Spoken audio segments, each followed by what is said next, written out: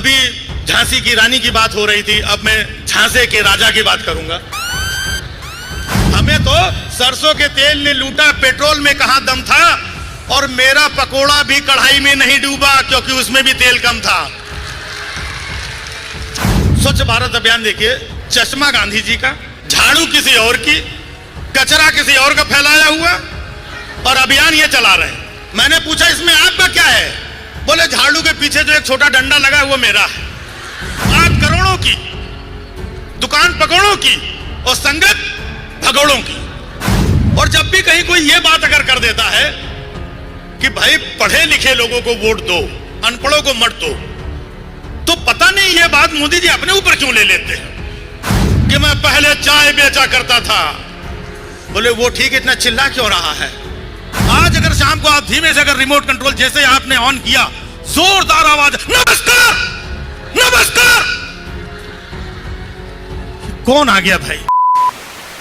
मेरा नाम राजीव निगम है, बहुत लोग जानते होंगे, बहुत लोग नहीं जानते होंगे। मैं मुंबई से हूं और एक स्टैंड अप कॉमेडियन हूं, हास्य कलाकार हूं, बहुत सारे टीवी शोज किए हैं।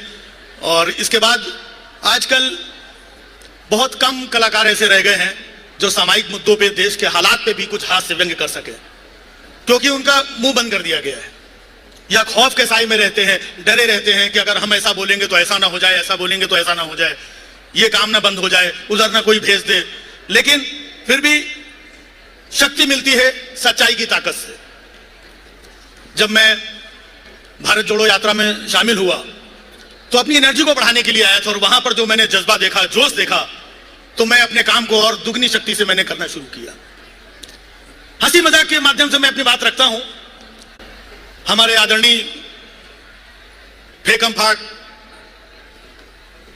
झूठों के सरताज, 18 घंटे सिर्फ ये प्लानिंग करने वाले कि कल कहां तोड़फोड़ की जाए, किसका निपटाया जाए। 18 घंटे जो काम करते हैं उसमें से 9 घंटे वो ये प्लान करते हैं कि कल कौन सा झूठ बोलना है, और 9 घंटे बाकी का झूठ बोलने में जाता है। अभी झांसी की रानी की बात हो रही थी, अब मैं झांसे के राजा की बात करूंगा। बड़ी बड़ी बातें, इतना कंफ्यूजन, इतना झूठ क्रिएट कर दिया गया है, पूरा झूठ का इतना बड़ा गुब्बारा बना दिया गया, और रोज सुबह शाम झूठ, टीवी पे झूठ, न्यूज चैनल्स पे झूठ, और आपके व्हाट्सएप पे झूठ। मतलब कई बार तो अपने को भी शक हो जाता है, अच्छा ये काम हुआ है, बाद में पता चलता है ये भी झूठ था। विदेश चले जाते हैं, इतने साल से घूम ही रहे हैं, कभी ये देश में कभी वो देश में, और बाकी के लोग न्यूज चैनल में अरे बड़ा डंका बजा रहे हैं, डंका बज रहा है, डंका बज रहा है। हकीकत में क्या होता है वो अपने को पता है। तो एक किस्सा सुना रहा हूं, आप लोगों के साथ शेयर कर रहा हूं, गौर कीजिएगा। हमेशा घूमने के लिए मोदी जी इधर ये देश में वो देश में किसी किसी देश में जाया करते हैं।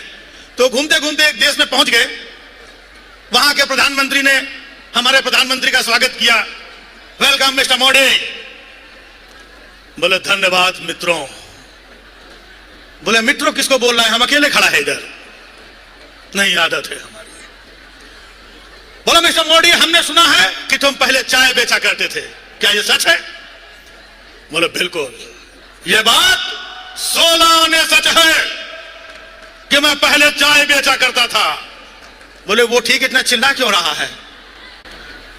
मैं ऐसा यकीन नहीं करूंगा कि तुम चाय बेचा करते थे, तुम अपने हाथ से एक कप चाय बना के पिलाओ तो मानूंगा। अभी ताली बजाने के लिए अगली लाइन आएगी कि तुम अपने हाथ से एक कप चाय बना के पिलाओ तो मैं मानूंगा। मोदी जी अंदर गए, चाय बना करके ले आए और उनको चाय दिया। जैसे उन्होंने चाय पिया, पूरी चाय उनके मुंह से बाहर निकल गई। बोले ऐसी घटिया चाय, चाय में इतनी मिर्ची, इतनी धनिया, इतना गरम मसाला, यह चाय में कौन डालता है? तुम झूठ बोलता है कि तुम चाय बेचा करता था। बोले नहीं भाइयों बहनों, मैं कभी झूठ नहीं बोलता, मैंने कहा था कि मैं चाय बेचा करता था, बनाया नहीं करता था। भाइयों बहनों, मुझे बेचना अच्छी तरीके से आता है, बनाना नहीं आता है। बड़ी बड़ी बातें होती हैं। आज जो हालात हैं, आज के हालात को फेस करो, इसकी बात करो। या तो पीछे चले जाएंगे 70 साल, या 35 साल आगे चले जाएंगे कि 47 में ये होगा, 50 में ये होगा, 35 में ये होगा, 70 साल पहले ये नहीं हुआ था। तो ये इस तरीके की बातें होती है। अभी आपने देखा लाल किले से उन्होंने बोला कि अगले साल मैं फिर आऊंगा, झंडा फहराऊंगा, लेकिन आपने एक वीडियो देखा होगा कि इस साल ही वो झंडा नहीं फहरा पाए। और जब भी कहीं कोई ये बात अगर कर देता है कि भाई पढ़े लिखे लोगों को वोट दो, अनपढ़ों को मत दो, तो पता नहीं ये बात मोदी जी अपने ऊपर क्यों ले लेते हैं। अभी कल आपको पता होगा अन अकेडमी के एक टीचर थे जिन्होंने ये बात कह दी, उनकी नौकरी चली गई। तो जब भी कहीं कोई सच बोल देता है, हिम्मत जुटाता है, तो या तो उसकी नौकरी चली जाती है या वो अंदर चला जाता है। ये खाली काम शुरू करते हैं और शुरू करके निकल जाते हैं, आगे क्या होता है किसी को पता नहीं। आप लोगों को याद होगा शुरुआत में इन्होंने शुरू किया था स्वच्छ भारत अभियान, अभी कहीं दिखाई पड़ता है? उसका लोगो आप लोगों ने देखा होगा, गांधी जी का चश्मा, याद है? गांधी जी का चश्मा बना हुआ है। स्वच्छ भारत अभियान देखिए, चश्मा गांधी जी का, झाड़ू किसी और की, कचरा किसी और का फैलाया हुआ, और अभियान ये चला रहे हैं। मैंने पूछा इसमें आपका क्या है? बोले झाड़ू के पीछे जो एक छोटा डंडा लगा है वो मेरा है। मुझे तो एक बार गांधी जी मिल गए बिना चश्मे के, क्योंकि चश्मा उनका स्वच्छ भारत अभियान लोगों में लग गया। बिना चश्मे के गांधी जी मिल गए। मैंने पूछा गांधी जी आपका चश्मा कहां है? बोले बेटा वो स्वच्छ भारत अभियान वाले लोग आए थे, चश्मा लेके चले गए बेटा। जरा ये पता करो कि भारत स्वच्छ हुआ कि नहीं हुआ। अगर स्वच्छ हो गया हो तो मेरा चश्मा वापस दिला दो, क्योंकि मुझे कुछ साफ नहीं दिखाई पड़ रहा है। मैंने कहा गांधी जी आप चश्मा लगा भी लेंगे तो भी आपको कुछ साफ दिखने वाला नहीं है। ये बस खाली छेड़ते हैं, मुद्दों को, बातों को छोड़ करके निकल जाते हैं। लेकिन हम सारे लोग आज यहां पर इकट्ठा हुए हैं, अलग अलग जगहों पे। ये जो भारत जोड़ो यात्रा से सिलसिला शुरू हुआ, संघर्ष करना पड़ता है और संघर्ष करने के बाद ही सफलता मिलती है। ठीक है, बीच बीच में बाधाएं आती हैं। आज पूरे देश में देखिए महंगाई से पूरा देश परेशान है।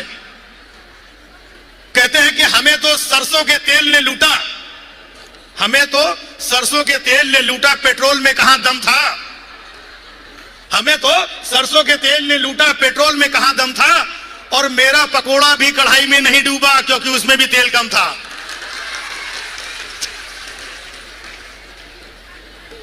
तो ये लोगों का मामला ऐसा ही है, बात करोड़ों की, दुकान पकौड़ों की और संगत भगोड़ों की।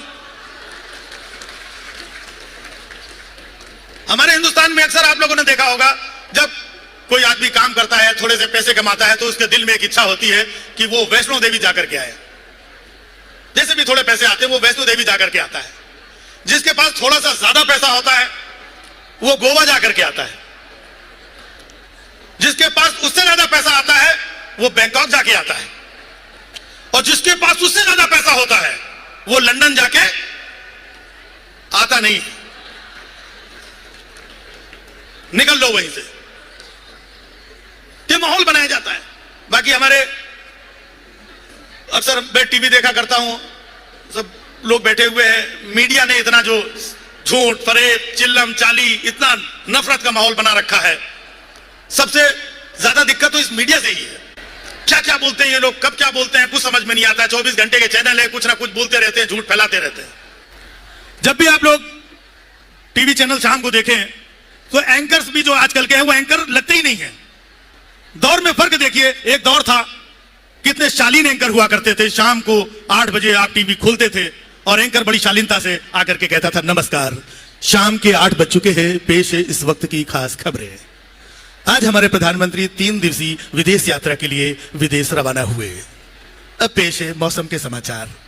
इतनी शालीनता से बोलते थे। आज अगर शाम को आप धीमे से अगर रिमोट कंट्रोल जैसे आपने ऑन किया, जोरदार आवाज, नमस्कार। कौन आ गया भाई? आप देख रहे हैं हिंदुस्तान का नंबर 1 चैनल। आप जिस चैनल पे जाओ वही नंबर 1 नजर आता है। और इन एंकर्स को देखिए, इतना चिल्लाते हैं, इतना चिल्लाते, समझ में नहीं आता ये एंकर है, दरोगा है, किसी स्कूल का वार्डन है, जेलर है, ये है क्या? और कई बार आप लोग तो सर संजय जी, आप लोग जाते रहते हैं डिबेट में, उकसाते हैं, आपस में झगड़ा कराने की कोशिश करते हैं कि कैसे भी करके, और छोटे छोटे मुद्दों पे। नमस्कार, आज का सबसे बड़ा मुद्दा है कि जिस तरीके से देश में नेताओं की बदजुबानी बढ़ती जा रही है, इसी में आज होगी सबसे बड़ी बहस। सबसे बड़ी बहस। हमारे साथ में ये मौजूद। आप ये बताइए कि ये जो आजकल नेताओं की बदजुबानी बढ़ती जा रही है, देखिए मेरा ये नहीं कहना नहीं, आप बताइए। नहीं देखिए मैं बताना चाहता, बताना नहीं, सुनाइए आप। नहीं ये जो नेताओं की बदजुबानी बढ़ रही है, नहीं वो